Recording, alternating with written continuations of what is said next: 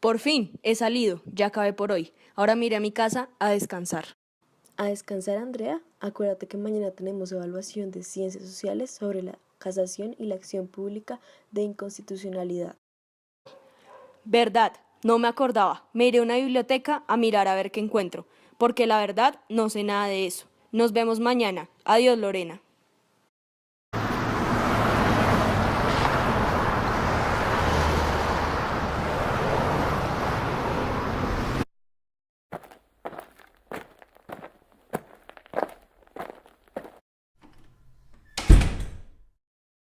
¡Wow! Encontré este audiolibro. ¿Será que me ayudará para el examen? Es un poco largo. Mejor empiezo a escuchar ya o no voy a terminar nunca. Andrea, hola, ¿qué haces aquí? No pensé que vinieras a esta biblioteca. Sí, estaba buscando un libro para estudiar y encontré un audiolibro. Yo creo que nos sirve. Genial. ¿Te parece si lo escuchamos juntas? Claro, Lorena, pero empecemos ya porque está muy largo. Érase una vez. ¿Érase una vez? ¿Qué es esto? Un cuento. Genial, así entenderemos mejor en forma de cuento. Bueno, ahora sí, comencemos. Érase una vez la creencia de que la casación simplemente se podía ver como un recurso, aunque algunos decían que estaría estrechamente ligado a la teoría de la separación de poderes. Y para poder ver a fondo realmente qué es la casación, tendremos que darnos cuenta que su surgimiento tiene más sentido desde la idea de la concentración del poder.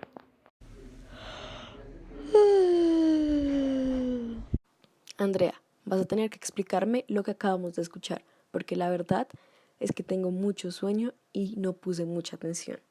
Amiga, pon más cuidado. Esto es muy importante para la evaluación de mañana. Mejor sigamos escuchando y poco a poco iremos entendiendo.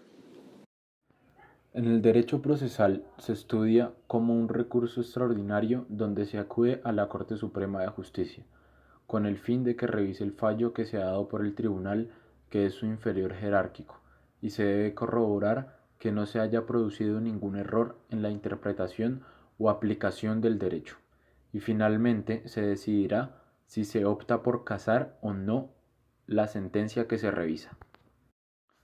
Para una mejor claridad sobre los inicios de la institución de la casación, nos tendremos que dirigir a dos hechos históricos.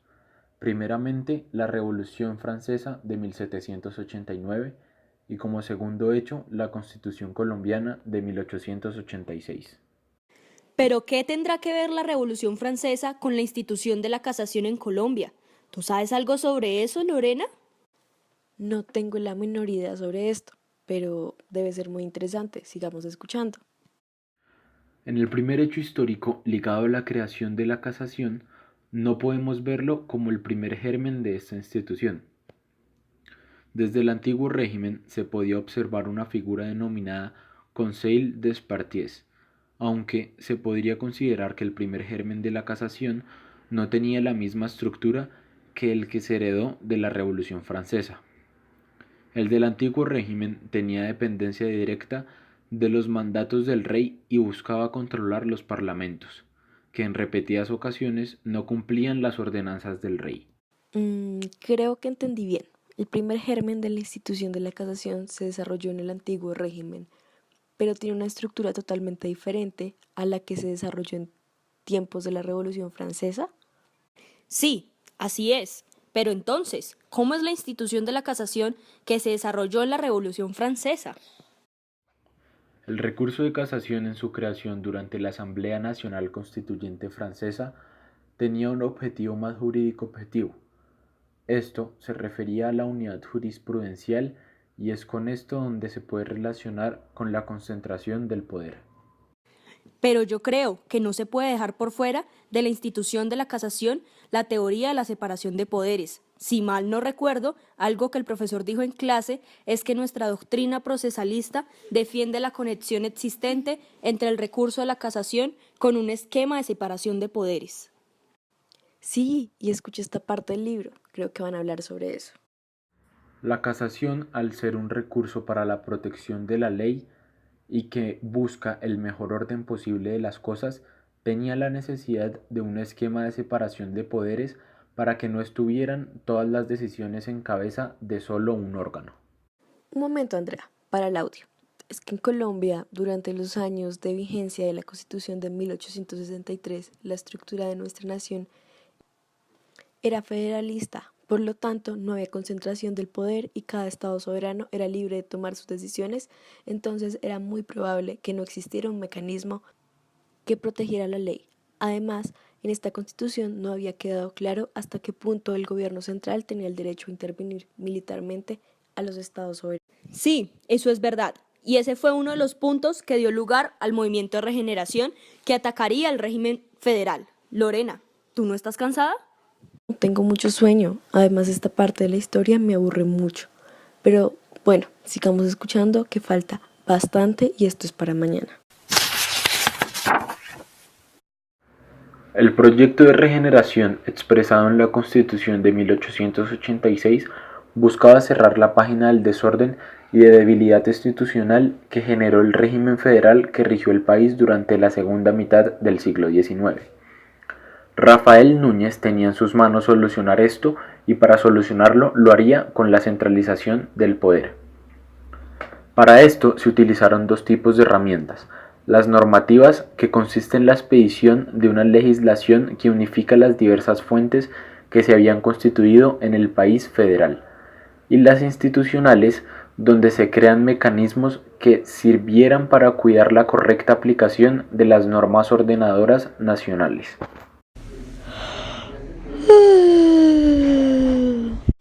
No. ¿Puede haber algo más aburrido que esto? Ojalá uno se pudiera quedar dormido y aprenderse todo el tema del examen sin tener que escuchar todo este audiolibro. ¿Te lo imaginas, Andrea? Lorena, ¿estás loca? Es imposible que pasara eso. Pero sería genial poder soñar toda esta historia y aprenderla de esa forma. La Carta Política de 1886 tuvo como marco un proyecto político centralizador y de unidad nacional. Es aquí donde se señalan que la casación se estableció en Colombia cuando se produjo la unificación de los estados federales en 1886, y con el artículo 151 a la Corte Suprema de Justicia se le dio la facultad de actuar como tribunal de casación. La casación sería uno de los recursos que funcionarían para cumplir con la unidad del derecho y la uniformidad de la justicia. Según la Corte, se estableció para que se interpretara adecuadamente la ley por los tribunales de instancia y que éstos lo aplicaran de forma estable.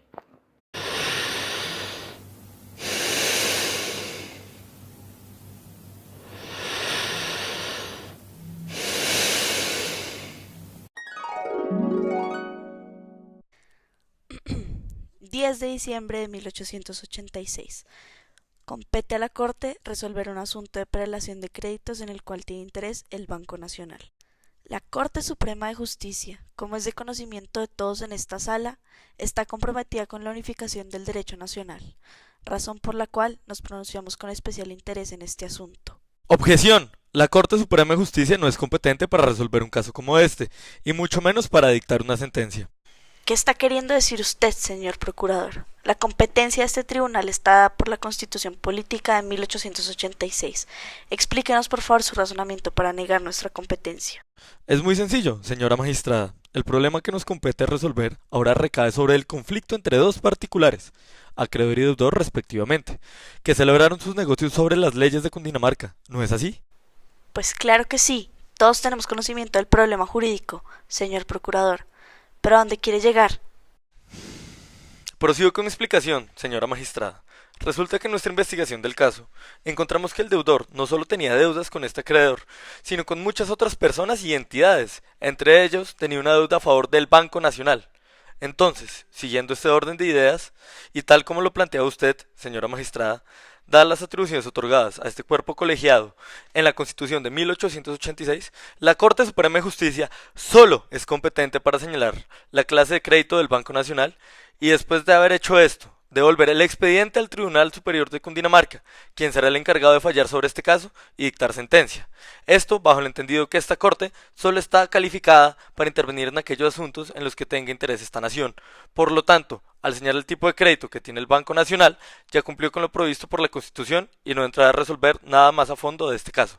Todo lo anterior se justifica por el artículo H transitorio de la Constitución, que indica que mientras no se expidan códigos y leyes nacionales, continuarán rigiendo las disposiciones de cada uno de los departamentos.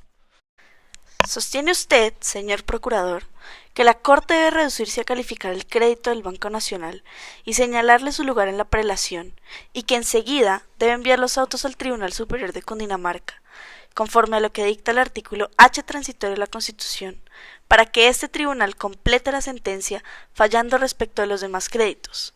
Con todo respeto, señor procurador, su doctrina es de todo punto inadmisible, puesto que tiende a introducir desorden y anarquía en la administración de justicia, dividiendo la continencia de la causa. Los códigos para la Unión empezaron a regir gracias a la Ley 57 de 1887 del 15 de abril. El periodo anterior a esto fue un periodo de transición en el cual la interpretación de la CSJ sobre las normas de cada estado que venían del periodo federal era trascendental.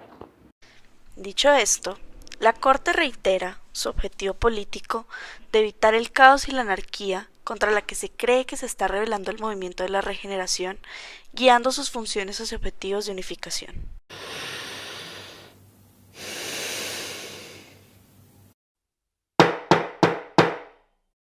Nuestro presidente de Colombia, 886, se va a dirigir a ustedes, ciudadanos colombianos.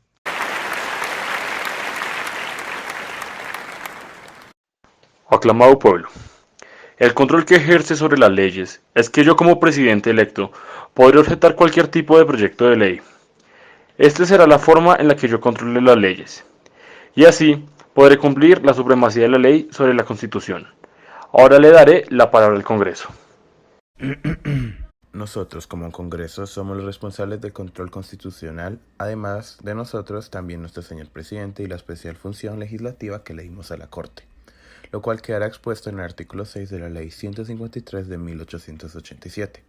Cabe aclarar que en el artículo 52 de nuestra Constitución quedará expuesto lo siguiente. Las disposiciones del presente título se incorporarán en el Código Civil como título preliminar y no podrán ser alteradas sino por acto reformatorio de la Constitución. El título presente es el número 3, el cual consagra los derechos y garantías ciudadanas. Además de lo del artículo 52 de la Ley 57 de 1887, se establecerá una jerarquía entre los códigos y se señalaba que el civil prevalecerá sobre los demás. Asimismo, los derechos de los ciudadanos prevalecerá sobre los demás. Así queda consagrada en nuestra Constitución hasta nuevo aviso.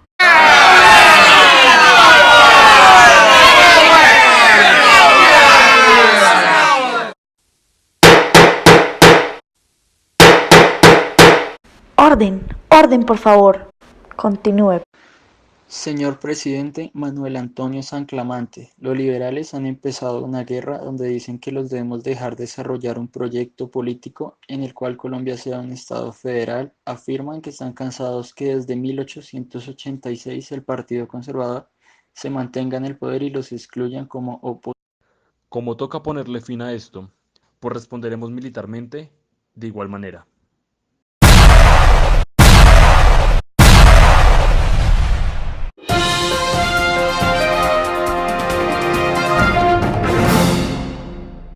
Noticia de última hora. Se dirige al pueblo colombiano el representante del Partido Liberal. Yo como representante del Partido Liberal me dirijo a usted, señor presidente. Nosotros los liberales no estamos de acuerdo con la Constitución de 1886 que se acaba de promulgar, donde nos dejan excluidos. Además, señores presidentes, la Constitución fracasó como base de ese acuerdo al excluir a un importante sector de clase dirigente de toda la posibilidad de participación en la dirección del Estado y al ser utilizado por los conservadores e independientes como un instrumento que permitiera mantener indefinidamente el poder en sus manos. Estoy cansado de esta guerra. Lleva 5 meses y vamos muy mal económicamente. Los precios del café bajaron y por lo tanto las importaciones cayeron. y ya no podremos cobrar por los derechos de aduana. Y con ello no tenemos ya presupuesto para pagarle a los empleados. Señor presidente, además los liberales cada vez están más encima al no encontrarse representados en los cuerpos electorales populares. Lo mejor es que convoque al Congreso para mirar el proyecto de ley propuesta por los liberales. No, eso no es posible, debido a que los cambios políticos no se van a poder dar por las vías institucionales. Perfecto. Si el gobierno no quiere, pues seguiremos en guerra como Partido Liberal unido que somos.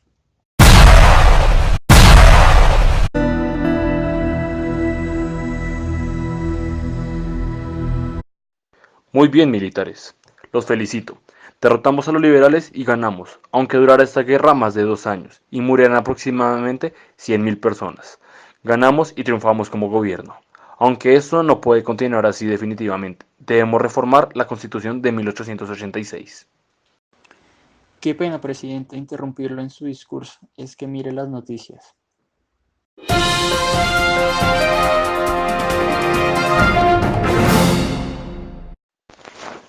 Alerta, colombianos, nos acaban de informar de la pérdida de Panamá. Esto no es posible.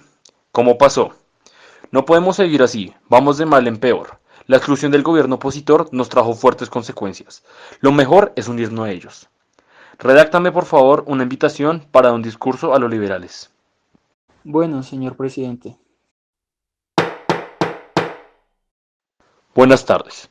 Siendo hoy 25 de mayo de 1903, en nombre del Partido Conservador, invito al Partido Liberal a unirse a nosotros para la reconciliación y el esfuerzo en común por salvar las instituciones colombianas. Por ello, es mejor que los ministros de gabinete sean miembros de ambos partidos políticos. ¿Qué vamos a hacer con el problema económico de Colombia después de esta guerra? Yo propongo que al frente del gobierno esté el general Reyes. Mi objetivo en este periodo de presidente entre 1904 y 1909 es recuperar económicamente a Colombia por medio de la industrialización. Ahora bien, todo esto lo haré con mi Asamblea Constituyente. Ya no necesito más del Congreso, por eso lo clausuro totalmente. General, ¿y cómo vamos a hacer con la pérdida de Panamá? Sencillo, haré un negocio de tratado con Estados Unidos y Panamá, con el fin de aclarar los términos de la indemnización que tendrán que pagar a Colombia por la pérdida de Istmo.